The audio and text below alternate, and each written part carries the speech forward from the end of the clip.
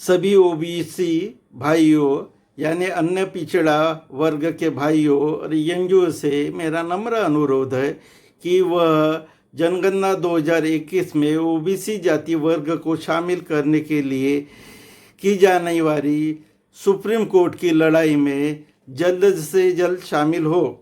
17 अगस्त 2020 में supreme court new Delhi में टिंकू सैनी इन्होंने भारत सरकार और सेंसस कमिश्नर इंडिया और national commission for backward classes को जनगणना 2021 में ओबीसी जाति वर्ग की जनगणना करने के लिए जनहित याचिका यानी पीयूएल दाखिल की है।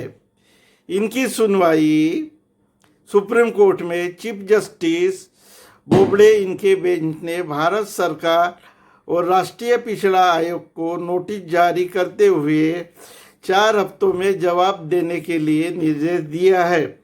सभी ओबीसी भाइयों से नम्र अनुरोध है कि उन्होंने सुप्रीम कोर्ट में ओबीसी जनगणना 2021 में होनी चाहिए, इसलिए जनहित याचिका अथवा सुप्रीम कोर्ट में इंटरवेंशन एप्लीकेशन दाखिल करना चाहिए। वह भी ज़्यादा से ज़्यादा संख्या में ओबीसी भाइयों ने और एनजीओ ने ओबीसी जनगणना 2021 में शामिल होना चाहिए। इसके लिए सुप्रीम कोर्ट में जाना चाहिए। भारत में जाति आधारित जनगणना 1931 में हुई थी, जिसमें ओबीसी जाति वर्ग की जनगणना हुई है।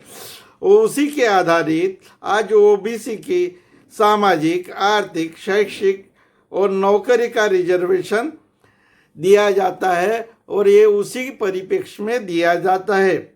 1931 की जनगणना में ओबीसी की जातियों की जानकारी और जो डेटा जारी किया उसकी एक सीमा रेखा है, जिसकी वजह से आज ओबीसी जाति वर्ग को बहुत ही परेशानी आ रही है।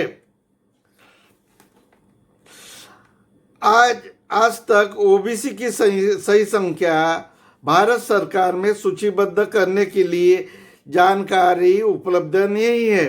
जनगणना 2021 में ओबीसी की जनगणना हुई, जिसे सरकार ने आज तक प्रकाशित नहीं किया है, जो आज के भारत सरकार ने प्रकाशित करना आवश्यक है। मंडल आयोग ने 1980 में ओबीसी जाति वर्ग के लिए आरक्षण की सिफारिश करते हुए जो रिपोर्ट तैयार की, उसमें ओबीसी का अद्यतन यानी नया डेटा नहीं था, इसलिए उसे समस्या का सामना करना पड़ा। यानी मंडल आयोग को 1980 में अपने जो भी आयोग रिपोर्ट देने के लिए नया डाटा नहीं होने की वजह से बहुत ही परेशानी हुई और समस्या का सामना करना पड़ा। 1931 की जनगणना के आंकड़ों पर मंडल आयोग को निर्भर रहना पड़ा।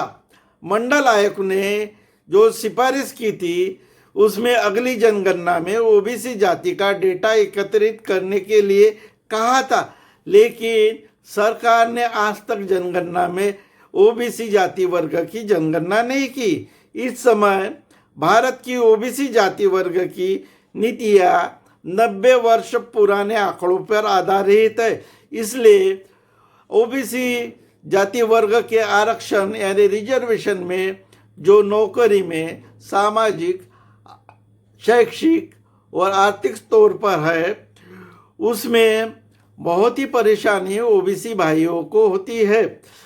जनगणना 2021 के माध्यम से ओबीसी का डेटा इसलिए एकत्र करना चाहिए, इसलिए हमको सुप्रीम कोर्ट की लड़ाई लड़नी ओबीसी भाइयों को और एनजीओ को बहुत ही आवश्यक है। अथवा भारत सरकार ने 2011 के जनगणना में ओबीसी वर्ग का जो डेटा एकत्रित किया है, वो अधिकृत आंकड़ों की ओबीसी जाति की संख्या उन्होंने जाहिर करना चाहिए। इसलिए सुप्रीम कोर्ट को हमने ऐसी PIL यानी जनहित याचिका दाखिल करना चाहिए और 2011 की आंकड़े सरकार ने जाहिर करना चाहिए, ऐसा हमने प्रेयर में डिमांड करनी चाहिए।